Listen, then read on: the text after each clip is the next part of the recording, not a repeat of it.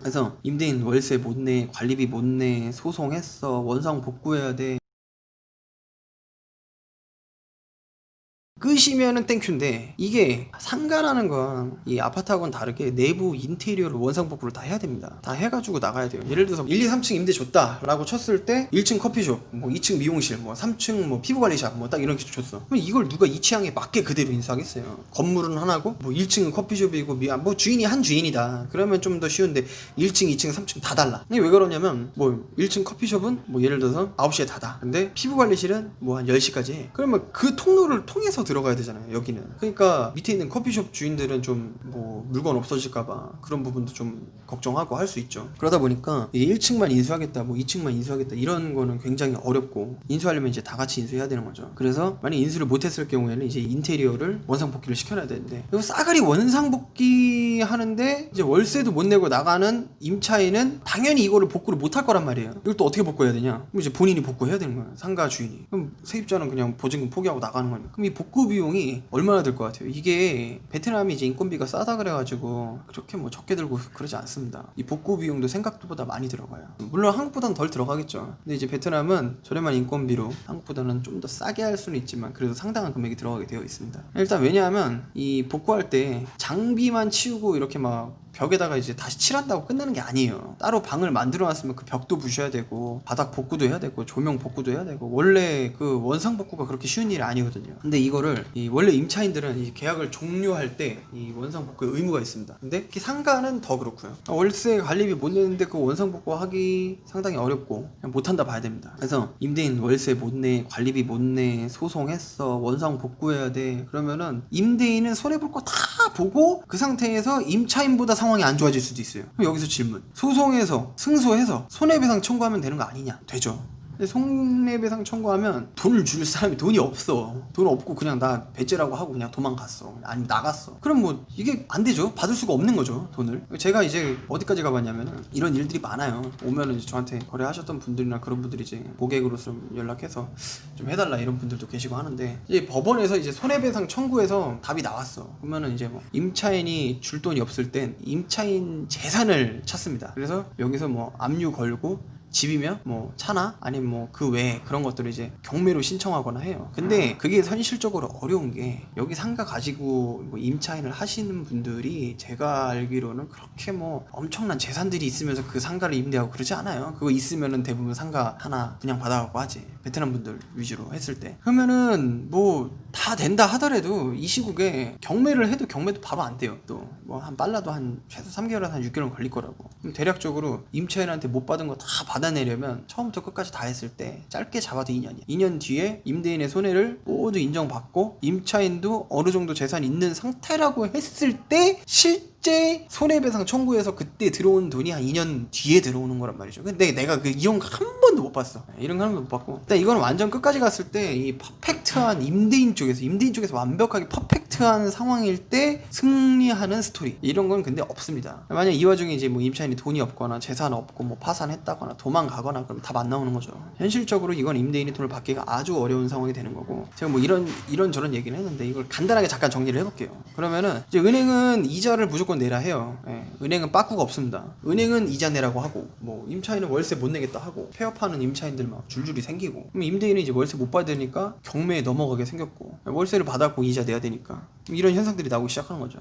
그럼 지금 상황에서 어떻게 해야 되냐? 베트남 정부에서 은행 손실에 대해서 어느 정도 보존을 해야 되는 거예요, 이 부분에 대해서. 근데 이제 베트남 정부가 뭐 돈이 있어야지 보존을 하는데, 베트남에서 이제 세금 뭐 걷는 것도 사실 뭐 많이 걷는 부분들도 있지만, 세금으로 땜빵을 하던가 아니면 뭔가 조치를 취해주던가 해야 되는데 그게 쉽지 않다는 거죠, 이 공산국가에서. 베트남이라는 나라가 뭐 국민들을 위해서 그렇게 뭔가 막 금전적으로 이렇게 막 정부에 돈을 풀고, 뭐 정부에 있는 돈을 풀고 그렇지 않습니다. 자, 그럼 은행에서도 이제 연체 이자에 대해서 만약에 이걸 이제 조치를 하려면 어떻게 해야 되냐면, 이제 베트남 정부에서 은행 손실에 대해서 어느 정도 보존을 해줘야 되는 거예요. 그래서 세금으로 땜빵을 해주던가 뭔가 조치를 취해주면 그 다음부터는 이제 술술이 풀리는 거죠. 뭐 은행에서 만약에 연체 이자에 대해서 조금 늘씬하게 임대인들한테 대해줄 수도 있고, 그럼 뭐 경매를 바로 안 넘어가고 좀 뭐 이자를 좀 늘씬하게 낼 수도 있고, 아니면 이자 뭐 퍼센트를 내릴 수도 있고, 그럼 자연적으로 임차인들도 차후에 좀 정상적으로 돌아갈 때 이 코로나가 전체적으로 좀 안정이 되고 격리가 풀려가지고 사람들이 좀 들어오고 했을 때, 그때 월세 지급하게끔 해줄 수 있으면 딱 되는 거죠. 근데 중요한 건 이제 베트남이라는 나라가 공산국가고 지금 현재 돈이 없어요. 지하철도 돈 없어갖고 잘 못 짓고 있고. 그래서 이런 지원이 안 되고, 그리고 뭐 지원이 돈이 있다고 하더라도 이런 거에 대해서 일도 생각하는 나라는 아닙니다, 여기가. 근데 이렇게 되면은 이제 어떤 스토리가 전개가 되냐면, 이 개인 상가들은 힘이 없으니까 뭐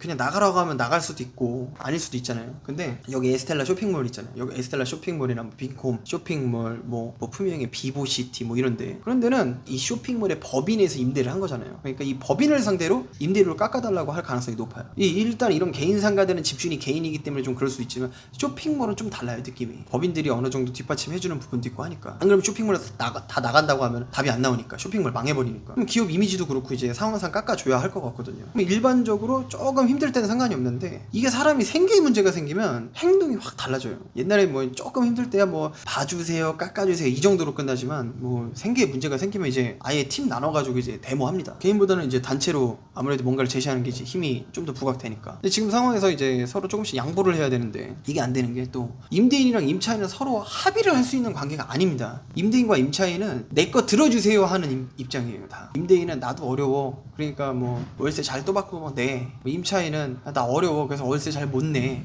일방적인 주장을 하는 관계거든요, 서로가. 물론 이제 뭐 서로가 다 괜찮아서 협상이 잘 됐다 그러면은 뭐 좋겠지만, 거의 그럴 경우는 거의 없어요. 그러니까 상가 주인들은 앞으로 이제, 상가 주인들이 이제 앞으로는 제가 볼 때는 이제 보증금을 더 올려받으려고 할 것 같아요.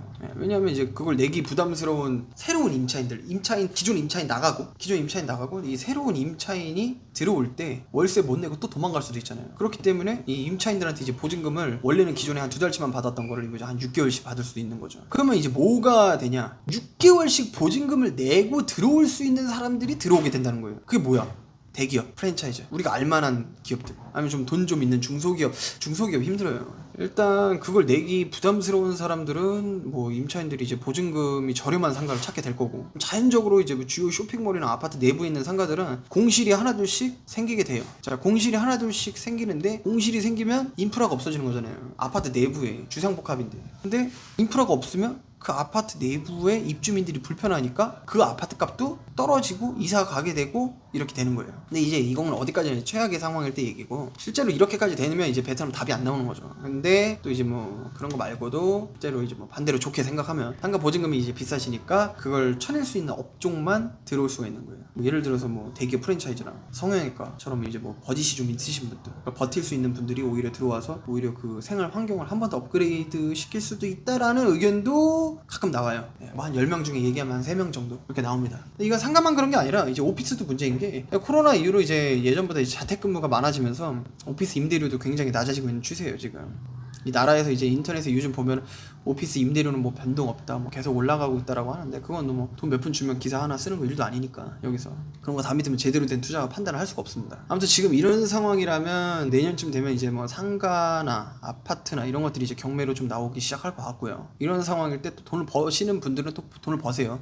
아닌 분들도 계실 거고. 제가 드리고 싶은 말씀은 그거예요. 위기가 올 때 기회도 온다. 그렇기 때문에 이 위기를 올 때 이 위기에서 내가 뭔가를 어떻게 잡아야 되는지를 빨리 판단을 하시고, 남들보다 조금 더 일찍 준비하셔야 돼요. 한 발자국만 일찍 준비하셔도 평생을 먹고 살 수 있는 그런 기회가 옵니다. 그때를 위해서 우리는 준비를 항상 하고 있어야 된다. 자, 일단은 제가 오늘은 이 상가에 대해서 잠깐 얘기를 했는데, 이 상가가, 오늘 얘기를 하자면 이제 상가 임대인이 다 부자가 아니다. 상가 임대인들도 지금 힘들다라는 거고, 물론 임차인들도 힘들지만, 자, 이 고정관념을 깨고 이런 상황을 바라봐야지만 제대로 된 투자를 할 수 있다라는 거예요. 자, 오늘은요 상가에 대해서 방송을 해봤는데, 제가 이제 라이브 방송도 하고 하면서, 저기 회원들끼리만 하는 라이브 방송이 있어요. 그래갖고 라이브 방송도 하면서 제가 하는 거라서 제가 모니터를 많이 보고 했는데, 이해를 해주세요. 일단은 저는 그렇게 생각합니다. 지금 베트남이라는 나라가 위기 아닌 위기가 좀 오고는 있어요. 하지만 우리나라에서의 그 IMF 때나 2008, 9년도에 그 리먼 브러더스 때나 그때처럼 지금 막 오는 그런 시기는 아니에요. 하지만 코로나 때문에 여행객들이 못 들어오고 지금 계속 주춤